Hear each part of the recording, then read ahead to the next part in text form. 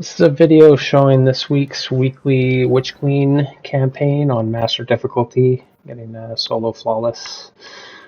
We got Unstoppable and Overload champions, Famine, so low ammo drops, but not really using too much in the way of heavy ammo because I've got Storm Grenades with Touch of Thunder on Titan, which most people playing this game this season know that it's kind of the meta and OP with Spark of Shock for Jolt and Spark of Magnitude so that they last longer.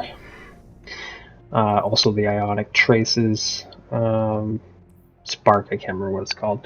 You can pause it and go back and see what I'm using there. Using a 1-2 punch shotgun for Unstoppables and the Monarque exotic bow for Overload champions.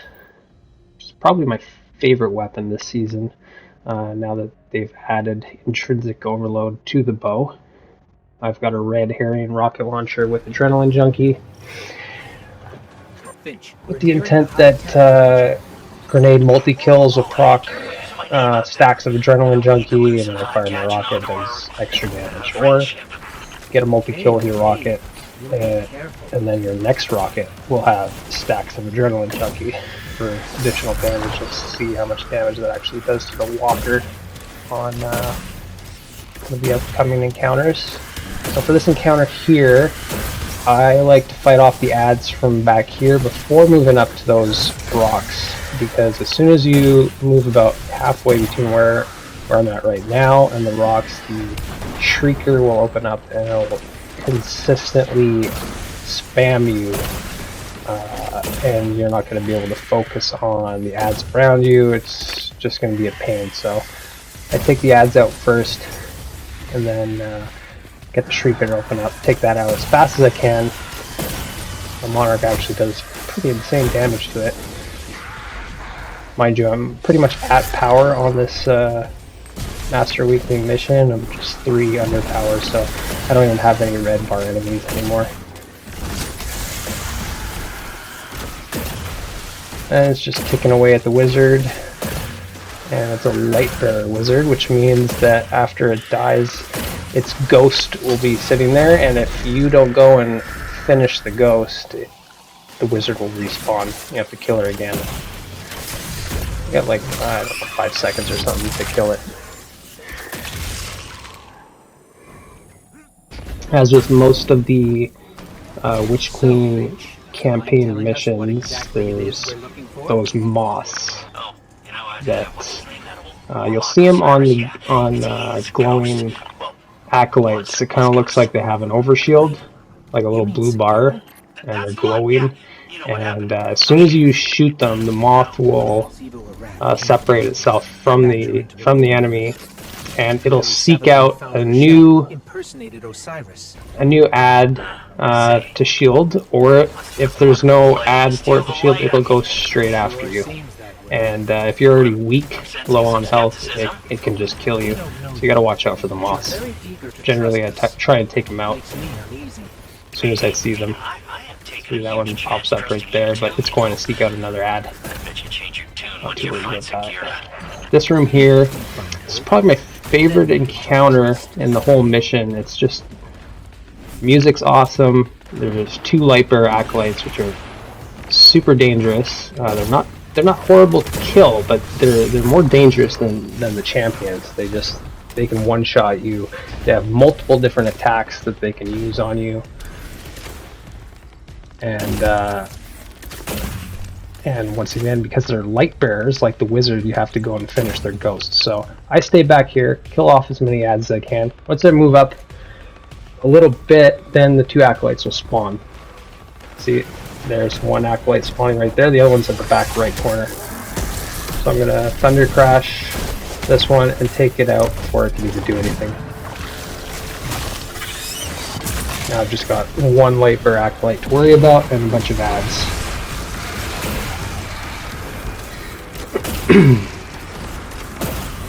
These adds here, I mean, they can kill you if they mob you, but on Titan they're quite useful for health regen. If you can kind of control them and keep them around, you just punch them and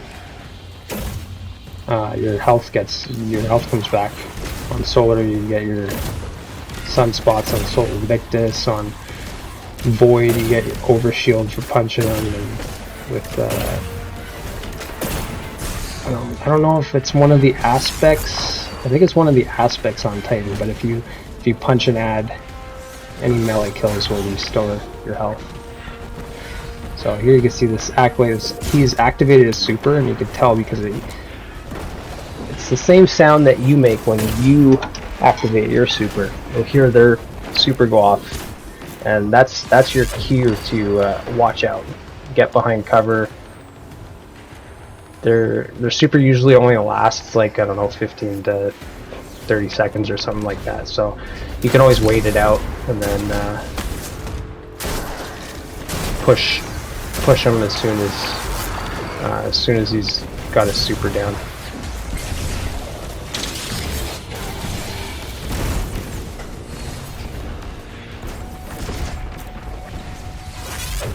See, Storm Grenade is just incredibly useful here. Yeah, I thought I was dead there. That blade barrage is kind of like a hunter blade barrage that he throws at you. If those 5 blades hit you, most of the time it's a one shot. You're done. Like if you're underpowered, it's definitely one shot.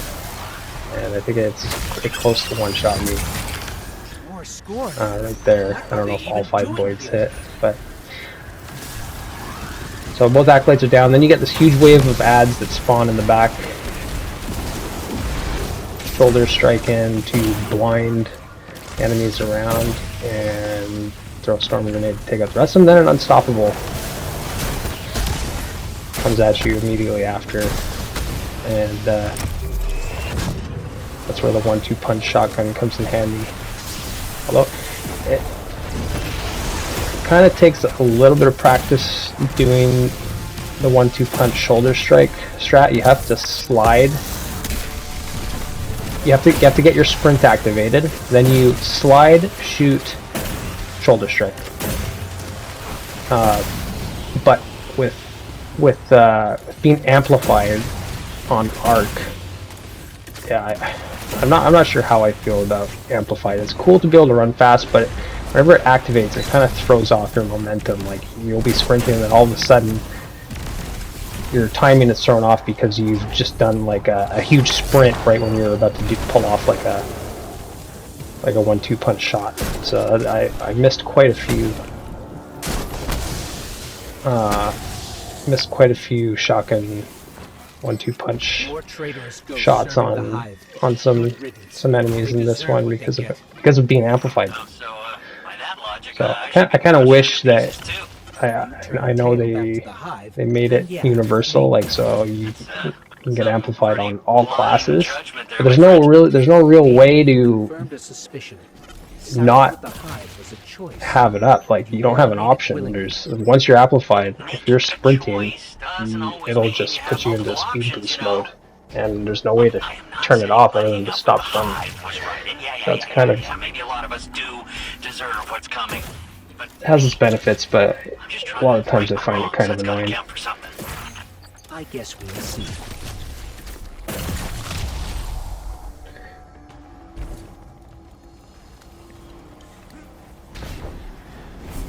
So this walker here, I've gone into this before where I had Thundercrash available, and if I had my super up right there, I would have immediately Thundercrashed them.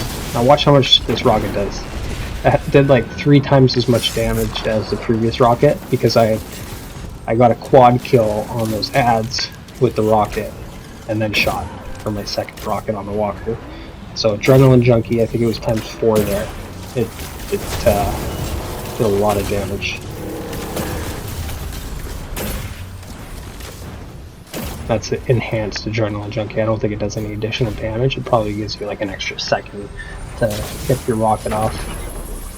You see that didn't really do much damage at all with no Adrenaline Junkie. So most of the work I'm putting into this walker is just Storm Grenades with the occasional tick damage from the Monarque hitting the crit spots on the legs. This walker is going to go immune every so often. usually about like 30% and 30% at a time. It'll put up its bubble, and then you gotta wait it out. This rock right here is in my opinion, is the best piece of cover for the beginning of this encounter until the walker is done. Because if you go too far up ahead, you're going to get surrounded by Scorn and Raiders, and they're going to throw totems. There's an overload in the back as well. They're going to throw their totems around, tether all the ads, and they're all being immune. So you're not even going to be able to damage them. You're just going to get surrounded and overwhelmed. So I recommend just staying back here. Get the walker out. Get the Raiders out. Get the whatever kind of Scorn they are. They're like, they remind me of shamans or something with their totems. Get rid of those guys and get to go to the next encounter.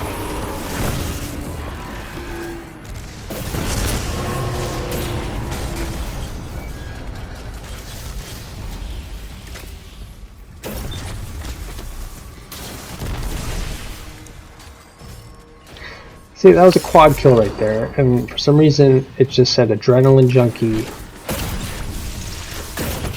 No times 2, no times 3, no times 4. It was just one stack of Adrenaline Junkie, which I don't quite understand.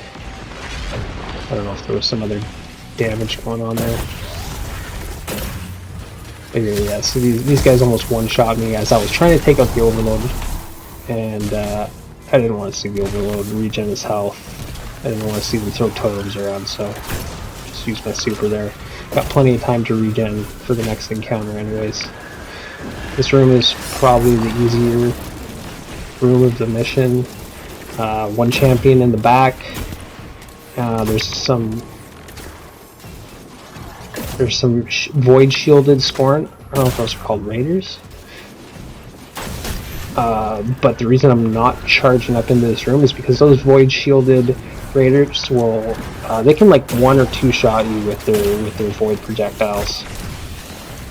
So even though I'm on Titan and it's real tough, you just go in there and shoulder strike everything. It's kind of a recipe for death.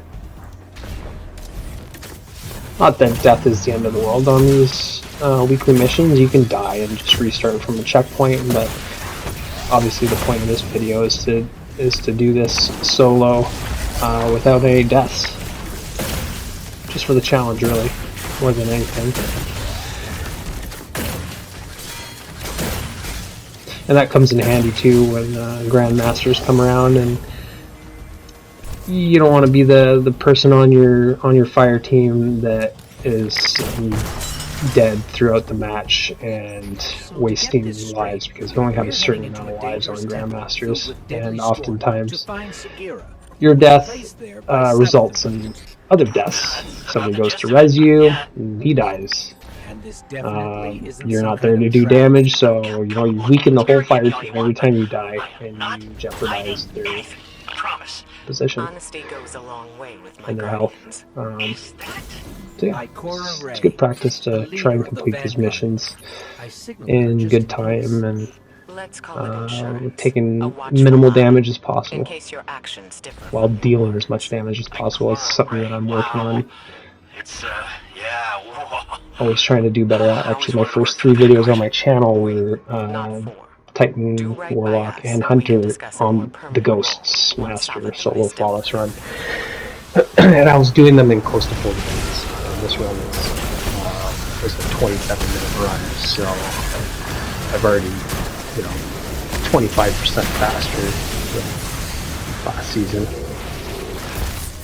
My journey's in Storm Grenades, but a big part of that is just knowing the encounters, knowing the mission.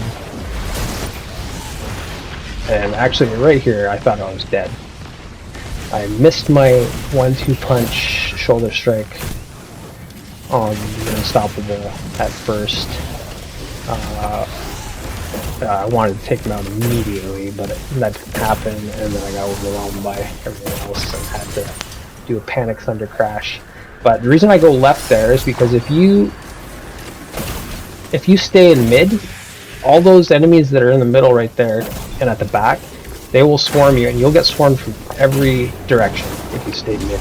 If you go straight to the left and deal with the enemies behind the wall, the overload, the unstoppable, nobody in mid and right pushes.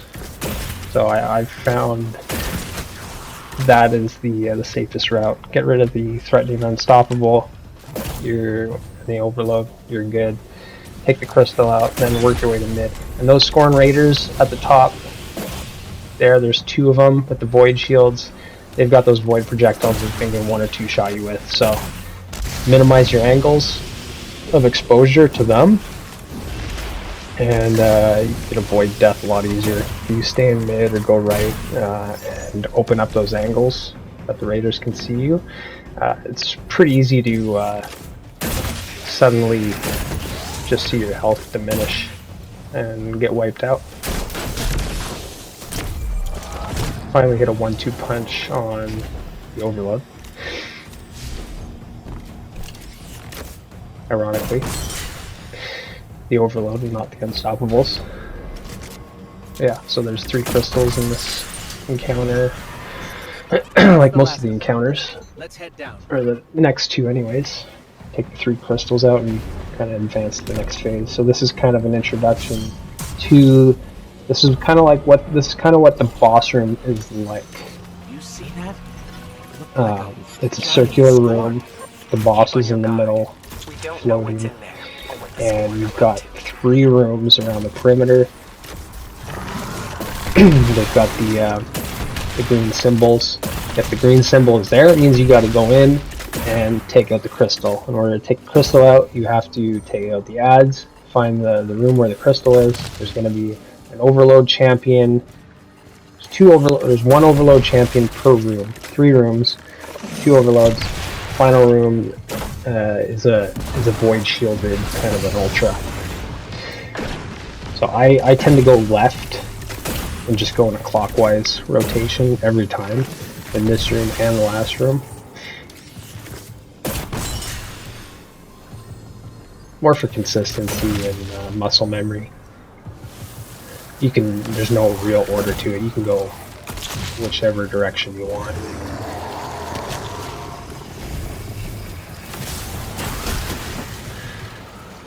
Yeah, so as you leave each room though, you have to watch out for the boss. Just make sure you know where he is and stay as far away from him as you can, because if he melees you, you're dead, or you're going flying into a wall and then the wall is going to kill you. I'm not too sure if he uses his waveform attack. He has like a waveform attack with his Morning Star. He'll slam his Morning Star into the ground and it emits a wave of solar fire that travels like infinite distance, and that can one-shot you as well.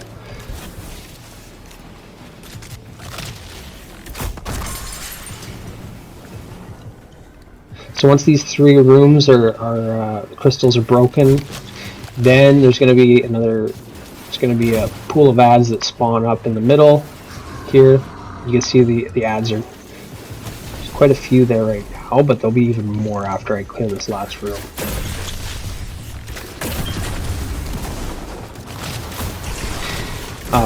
And there's an unstoppable at the end. So there'll be all the ads in the middle. Once you clear a few out, unstoppable comes out.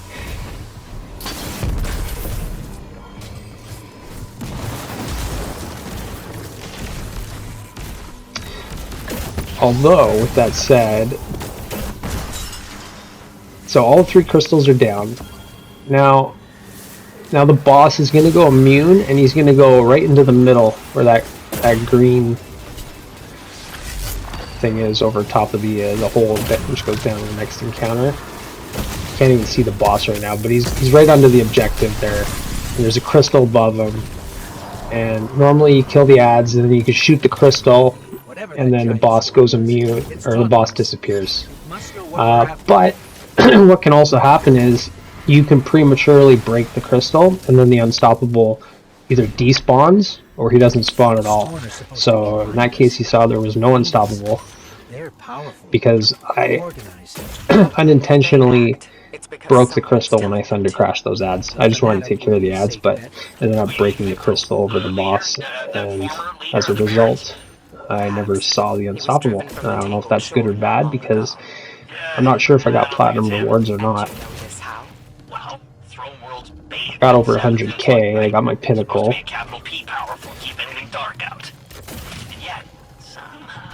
But yeah, I didn't get any Ascended Alloy, but that happens regardless of whether or not you get platinum sometimes, so yeah, I'm not too sure about that. I know from what I've heard that a lot of like Nightfalls and kind of end game PvE missions where you have champions, you can still get platinum rewards while skipping, say, one champion out of the whole mission. Or sometimes there's a couple champions that you can get to despawn or avoid, but I don't know the ins and outs of which ones you can or cannot skip or despawn and still get platinum. So this jumping puzzle here that goes to the next encounter is actually pretty darn tough if your brightness isn't cranked up to the max, and if you're not shooting these kind of glowing egg sacs or whatever the heck they are. But yeah, I tried this run before this one, and it was going fine. I was flawless up to that point, and I just fell because I couldn't see and died. So I had to restart. So rallied up, got my super. The boss is going to be mid right here. There's an ultra arc shield behind him, and Shimmering Chieftain. Now I know. So you kill this Shimmering Chieftain, then the crystal, you'll be able to break the crystal. Once you break that crystal, then your first damage phase starts on the boss. And so he's going to be, his shield will come down. You see he just did his waveform attack there with his Morning Star. But yeah, I break the crystal, boss is now damageable, and a bunch of ads spawn.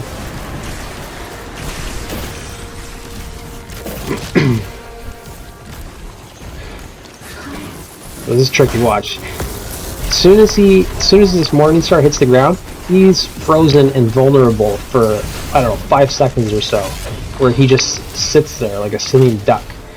And I was originally unsure how Thundercrash would work out against this boss, but then I remembered that he's vulnerable after he does his waveform attack.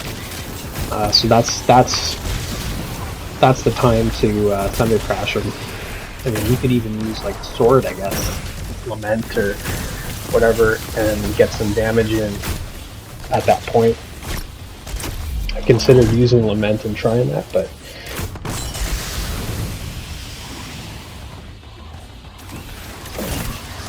I more or less wanted to use Monarque because there's a lot of Void Shields in this mission and overloads. And Lament is sometimes inconsistent.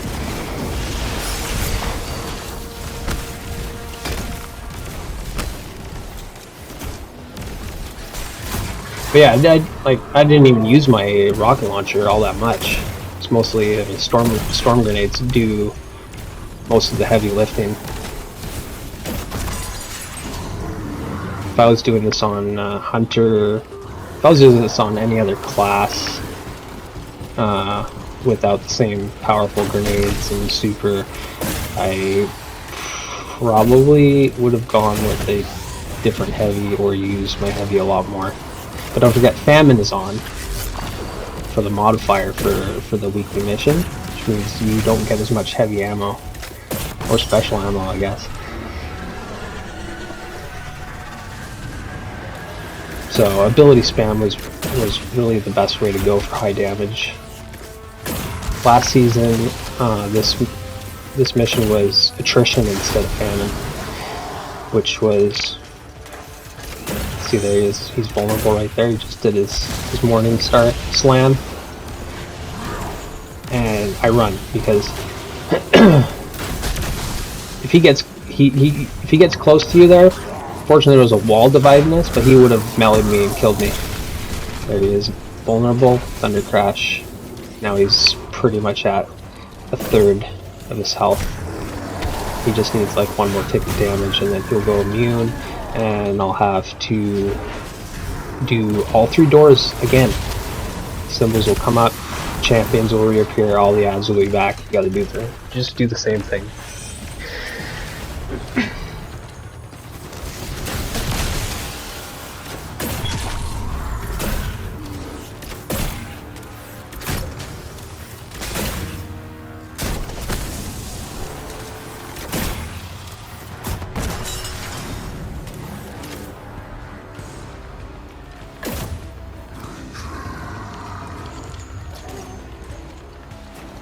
Love the music in this whole mission. Music's really good. Normally I play the music like all the way turned down or super low, just so I can hear what's going on a bit better. But if the music's really good, I like to kind of crank it up. Plus, I think it's sometimes better for the viewer.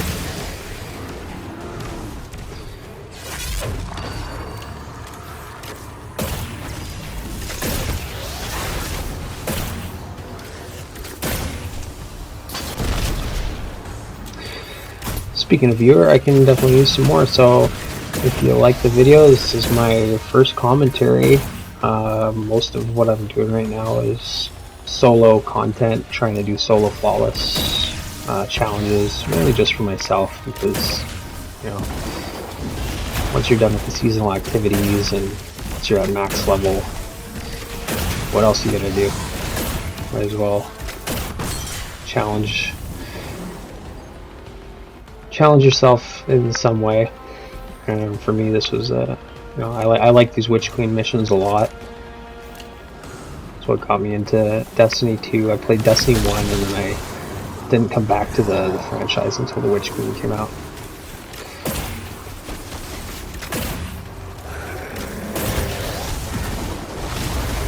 So if you like the video, yeah, feel free to comment, like, or just watch it.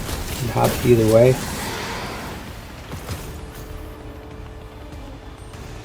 Definitely want to do more of these if people decide they like it.